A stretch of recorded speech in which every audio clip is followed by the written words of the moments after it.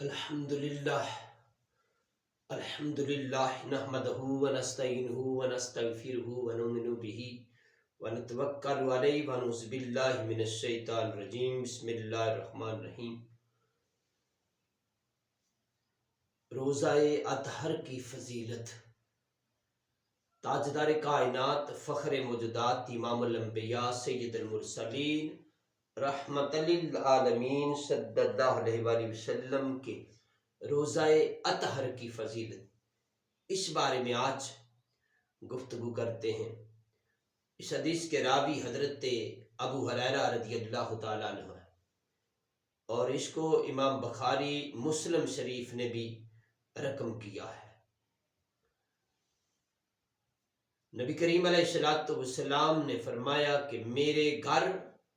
اور ممبر کی درمیانی جگہ جنت کے باغوں میں سے ایک باغ ہے، اور روز قیامت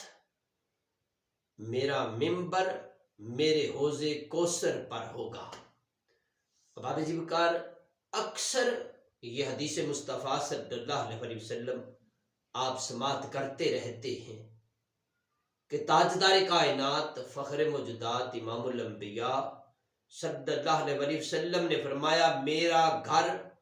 اور ممبر کے درمیان جنت کے باغوں میں سے ایک باغ ہے، یعنی گھر سے لے کر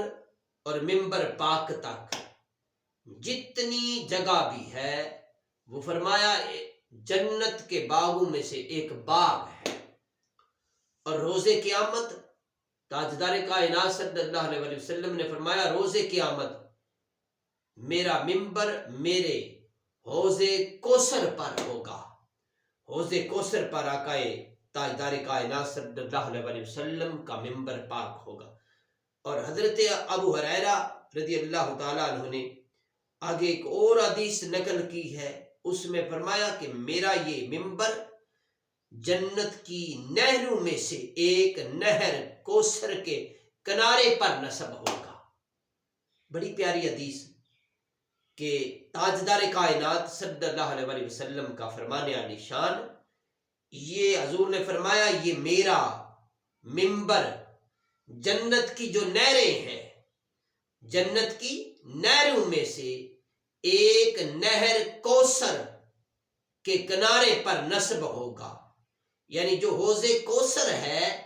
اس کے کنارے پر نصب ہوگا، لگا ہوا ہوگا۔ اور میرے گھر اور ممبر کی درمیانی جگہ جنت کے باغوں میں سے ایک باغ ہے۔ اب جی بکار اس دوسری حدیث سے یہ پتہ چل رہا ہے کہ رسالت مآب صلی اللہ علیہ وسلم نے فرمایا کہ میرا ممبر پاک جنت کی نہروں میں سے ایک نہر ہے، حوض کوثر، کوثر کے کنارے پر نصب ہوگا۔ اور حضرت جابر بن عبداللہ رضی اللہ تعالیٰ عنہ بیان کرتے ہیں کہ روزہ اطہر کے پاس روتے ہوئے دیکھا، ایک شخص کو روتے ہوئے دیکھا، وہ کہہ رہا تھا کہ یہی وہ جگہ ہے جہاں محبوب خدا صلی اللہ علیہ وسلم کی یاد میں آنسو بہائے جاتے ہیں۔ وہ تاجدار کائنات، فخر موجودات، امام الانبیاء، سید المرسلین کی یاد میں آنسو بہائے جاتے ہیں۔ بیان کرتے ہیں کہ میں نے خود نبی کریم علیہ السلام کو فرماتے ہوئے سنا، یعنی حضرت جابر بن عبداللہ بھی یہ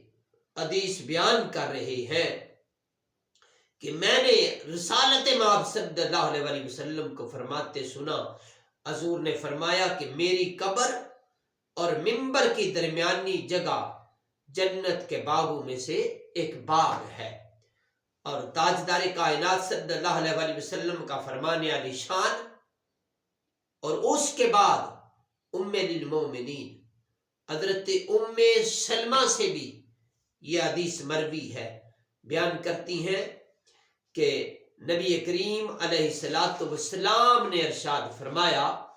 کہ میرا میرے اس ممبر کے پاس جنت میں پوست ہے۔ اور امام بخاری، امام مسلم اور بے شمار ائمہ نے اس حدیث کو لکھا ہے کہ روضہ اطہر اور ممبر مبارک کی درمیانی جگہ کی فضیلت کے متعلق بیان کرتے ہوئے لکھتے ہیں کہ آقا مدنی تاجدار مدینہ سرکار مدینہ صلی اللہ علیہ وسلم نے اپنی قبر انور کی نشاندہی کرتے ہوئے خود فرما دیا کہ میری قبر انور میری ازواج مطہرات کے گھر میں ہے۔ اور حضور علیہ الصلوۃ والسلام نے فرمایا کہ جب قبر انور کا ذکر کرتے تو فرماتے کہ یہ جگہ جو ہے جو ام للمؤمنین ازواج مطہرات کا گھر ہے، اس میں قبر انور بنائی جائے گی، اس کو منتخب کیا اور ان کی زیارت کے لیے جانا ایسا ہے جیسے کوئی شخص جنت میں جاتا ہے۔ یہی وجہ ہے کہ قرون اولا سے لے کر آج تک زیارت قبر مصطفیٰ صلی اللہ علیہ وسلم کی نیت سے سفر کرنا امت مسلمہ کا پسندیدہ محبوب ترین عمل ہے، اور ایسا محبوب عمل جس کی ادائیگی تو کجا اس کی محض یاد بھی موجب برکت اور سعادت ہے۔ احباب ذوالفقار، تاجدار کائنات، فخر موجودات، امام الانبیاء، سید المرسلین کے روضہ اطہر کی بات کی کہ حضور علیہ الصلوۃ والسلام نے ارشاد فرمایا کہ میرا ممبر اور گھر کے درمیان جتنی جگہ ہے